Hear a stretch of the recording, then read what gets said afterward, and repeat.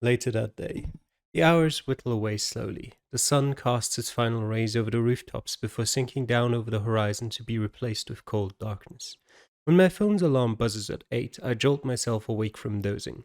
Not a great start for the evening ahead. I let out a breath of relief. At least I don't have to wait any longer. I spent most of the afternoon reading over things I already knew and writing down clues I've written 100 times already, just waiting for the evening to arrive. Standing, I glanced about my office, heavily shadowed by the evening's gloom. It's strange for it to be so empty, so quiet. Guess I've kind of gotten used to having Unit Bravo around. Shaking the thought away, I gather up my keys, gun, and badge, then head out of the office. The shrill ring of my cell phone against the quiet makes me jump. I lift the phone from my pocket. Bobby's name emblazoned on the screen. The mayor did warn me off dealing with her, but yep. Yeah, we'll let it ring. We didn't hear it. I had it on mute. Slipping the phone back into my pocket, I ignore it as it buzzes against my leg. Not only do I not actually want to speak to Bobby, I can just imagine Amaya's reaction if he found out I talked to her, and it certainly wouldn't be pleasant. It stops ringing as I reach the front desk. I wave a goodbye to Tina, shiver as I press my hand to the chill glass on the front doors, then feel my phone vibrate again. The screen flashes with a new voice message. No guesses as to who that's from. We'll listen to it. Against my better judgment, I listen. Hello there, detective. I just had the most interesting conversation with the mayor. The tense sound of her voice makes me half smile, wondering just how much interesting translates into threatening. Seems he didn't appreciate my story, especially considering the source of the information. Guess it's time to find a new source when the mayor can't hush up so easily. She pauses, and I can hear the click of a pen being tapped against paper. I'll be seeing you around, Detective Langford. The words are laced with a sultry tone, and I quickly end the message. With that over, I place the phone back into my pocket, shove open the front doors, and head into the dark of the town. In the center of town. The journey to the square is never a long one, but tonight it's exceptionally quick, probably because this time there's no other traffic, or even people. I park outside Haley's bakery and rattle the door handle of my car a little until it finally gives. Then I step out into the relatively well lit, pretty street. It smells cold, the chill hitting my nose and coating my throat. I cough as the cold reaches my chest, bundling my coat up a little tighter. I really hope spring arrives soon. Footsteps make me spin around, and I let out a small sigh to see Unit Bravo emerge from a dark side street. They approach me. Is it always this quiet? Bra asks, glancing about the square with an almost bored expression. Classy shop fronts lie dark and dormant. No sign of life, not even from the apartments above. It's a quiet town, I reply, stepping towards them. Though being this quiet is pretty unusual. The murders probably frightened them enough to keep them indoors, Nat says. Not exactly a confidence boosting statement, seeing as we're the only ones out here. Hmm. Shall we start the patrol? The antique clock above the town hall clicks 8:30 and I glance over the group. Shall we get started on the patrol? I suppose there's nothing else to do, Baras states, rocking back on her heels. Here, Ava says, stepping closer, holding out a hand. A tiny black box sits on top of her palm, no bigger than the top of my thumb. It's an agency radio. My brows quirk up as I look at the size of the thing. We'll stick together as much as possible, but just in case. I shrug, figuring it's a sensible plan. Taking the radio, I clip it to the collar of my jacket. How does it work? Just press it with your finger, Nat explains. After giving it a test and finding just how sensitive a piece of equipment it is, there is no more procrastinating. We head out. I can't help but feel a boost in confidence with the 4 agents flanking me as we walk. 2 hours into the patrol. I can't remember the last time I just enjoyed a walk, Nat says suddenly, drawing in a deep breath and interrupting the tense silence that had hung around us all for the past couple of hours. Nerves are on edge, every shadow catching our attention and every movement making us pause. This isn't supposed to be a stroll, Nat. Ava counters, though I notice a flicker of a smile on the team leader's face as she looks at her companion. Nat shrugs. You have to take the small opportunities when you can. Ugh. Morgan groans, rolling her eyes. Your positivity is making Morgan nauseous again, Natkins. Farah adds, her chuckle reverberating off the shop's lining one side of the street. What about you, detective? Nat asks, ignoring Farah's teasing. Her question makes me flick my head to her, finding the group suddenly studying me. What about me? Do you miss patrolling? She clarifies. Or were you glad to give up these duties when you became detective? Hmm, what can we say? I am more suited to working through evidence than being out and about as an officer. Glancing down at the street, I give a shrug. At least you know what suits you best. Few people care to admit what their strengths really are. Ava says suddenly, catching my attention. There's no sarcasm to her voice. In fact, I'm surprised by the small amount of respect that seems to accompany the words. We continue on down the street, conversation coming easier than it had when we'd first start out. I don't know why I'm so tired today. Even later, 11 o'clock brings with it a deeper darkness and a still deeper chill. The cold seeps through the pockets of my coat, biting at my fingers and settling with an ache on my shoulders. My walk has turned into a stomp just to try and keep the feeling in my toes. Midnight is our agreed stopping point. I glance up at the large clock tower protruding into the night sky so high it can be seen from anywhere in the center of town. Only 57 minutes to go. The agent had split off a few minutes before, checking out a couple of longer side streets before we have to meet up again.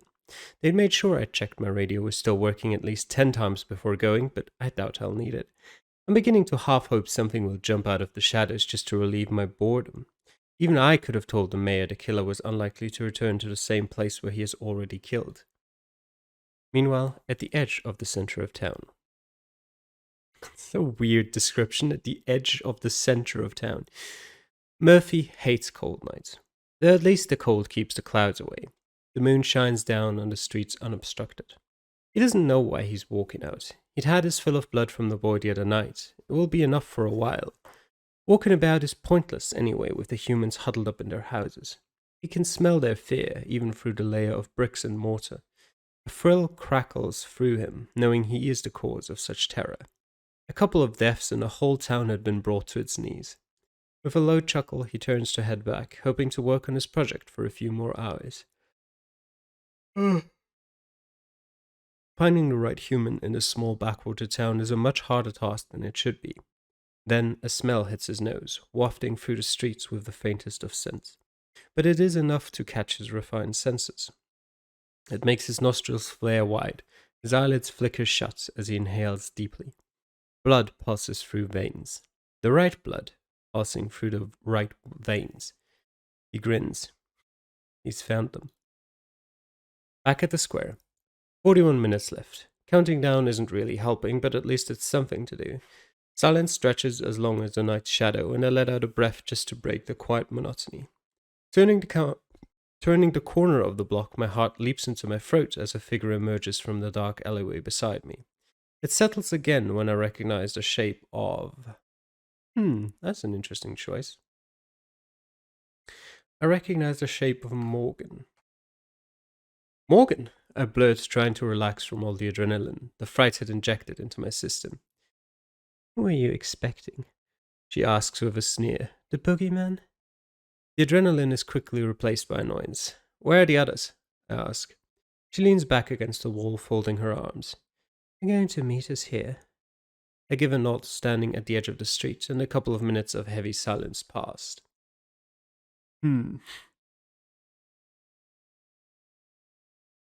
Continue to wait in silence. So, we're just supposed to wait in silence? Quiet continues to settle over us as heavy as the darkness. I shift on the spot, rubbing my hands over my arms to stave off some of the cold. So, I say eventually, we're just supposed to wait? I glance over at her, her head swinging around to face me. In complete silence? Does it make you uncomfortable, detective? Her top lip half curls into an amused smirk at the question. I roll my eyes and turn away. She stares back down the street, though surprisingly she keeps the conversation going. So, want to tell me how someone with about as much experience as a 10-year-old got to be a detective? It's not a conversation I'm too happy to be part of. I narrow my eyes at her. Detective Reel was retiring, I explain. The police captain and the mayor decided I was best to replace her. I leave out the part where the promotion was rushed through. I received no extra training or testing except shadowing Real for a few days before she left, which mostly involved fetching her coffee. So, you were only promoted out of what? Morgan begins, her lips curving into a long, slow smirk. Necessity? I was promoted on merit. I plant my feet firm on the ground, frowning at her. Merit of being the most likely to stay under the thumb of your mare? Annoyance verges on full-blown anger, and I clench my fists to keep it under control.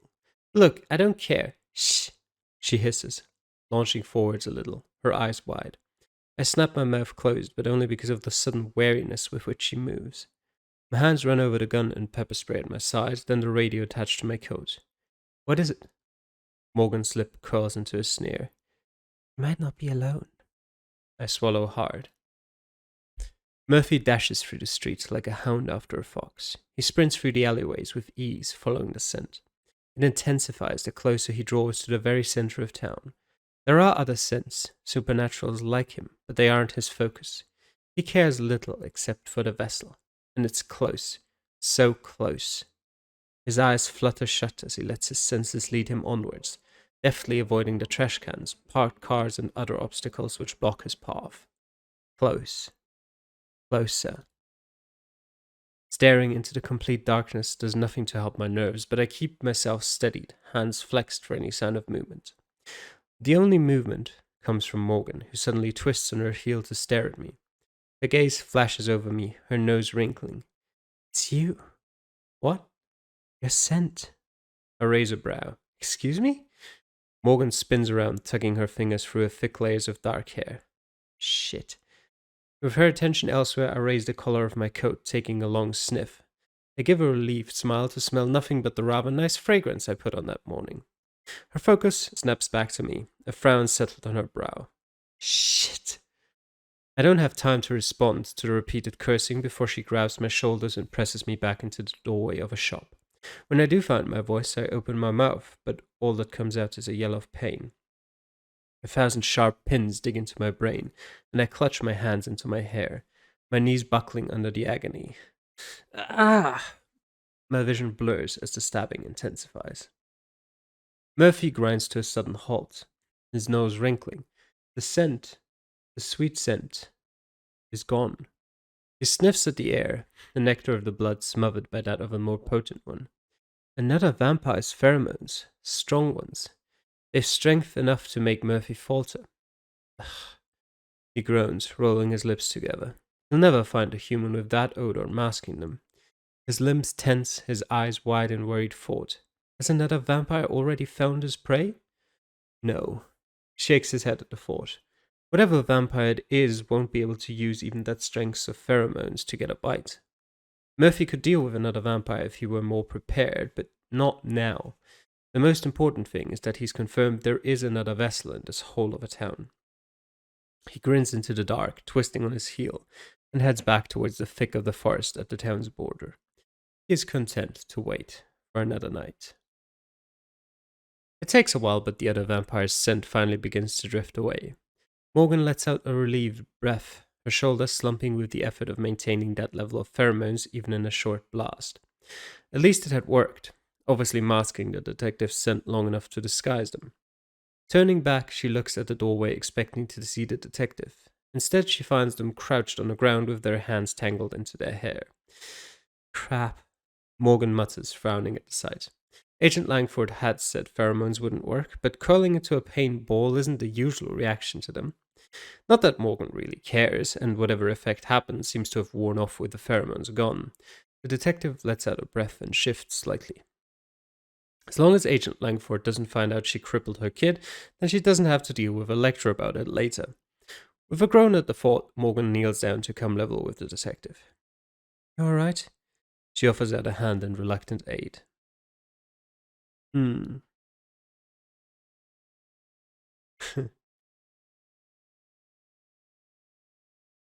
Thanks for the concern. The detective... we'll probably read for the next page anyway. Yeah. Thanks for the concern. Finally. The detective replies, sarcasm heavy on the words, but they do eventually take Morgan's offered hand, and she draws them onto their feet with ease. What happened? Morgan asks, curiosity, not one of her usual traits, piquing a little. The detective brushes himself down before glancing at Morgan. Oh, it's just a headache, probably from lack of sleep. Morgan gives a non-committal nod, turning away, brow tight in thought. With the threat past, Morgan begins to consider leaving the detective to find the others. That is until she hears stumbling footsteps behind her. Whipping round, she just manages to see the detective stumble again, their feet unsteady, about to lose their balance completely. Before realizing what she's doing, Morgan lunges forwards, snapping her hands out and grasping the detective's arms. She yanks them closer, not so that they're touching, but just so they won't fall. It steadies the detective enough so they can regain their balance. Morgan can't help but worry. If the effects of her pheromones are going to linger, then Agent Langford is bound to find out. The thought makes her inwardly groan until...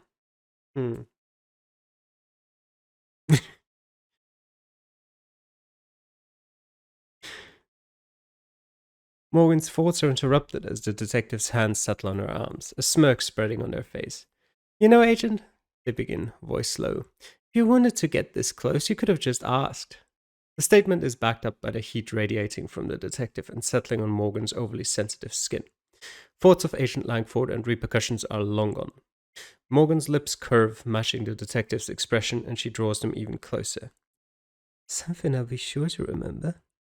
A flicker of surprised excitement bounces between them, and Morgan's smirk stretches, enjoying the responses she can elicit from the detective. This is the only part she likes about humans. Here you guys are. Farah's voice cuts through the heat, like snow on the heat of a desert. Morgan turns slowly to face Farah, whose gaze flickers over the close position Morgan and the detective are now in. She grins wide. Oh, I'm so glad I was the one sent to find you two. With a roll of her eyes, Morgan discards the detective with a slight push. I stumble back, Morgan shoving me away as Farah approaches. Apparently the woman can start flirtations, but isn't very adept at finishing them. Though the fact she can flirt at all surprises me the most. Talk about someone being hot and cold. I shake the thought away as Farah steps closer. We got a call from Agent Langford, she says. The unit's supposed to meet her. I glance up at the clock, frowning. Now? Farah shrugs. We work late. With a sigh, I shove my hands into my pockets. I guess we should call it a night. At least try to get a couple hours of sleep before starting all over again tomorrow. And we'll see you bright and early, detective. Farah chimes with more enthusiasm than anyone should have at this time of night. I give a farewell and before turning to scout out my car in the... I give a farewell nod before turning to scout out my car in the gloom.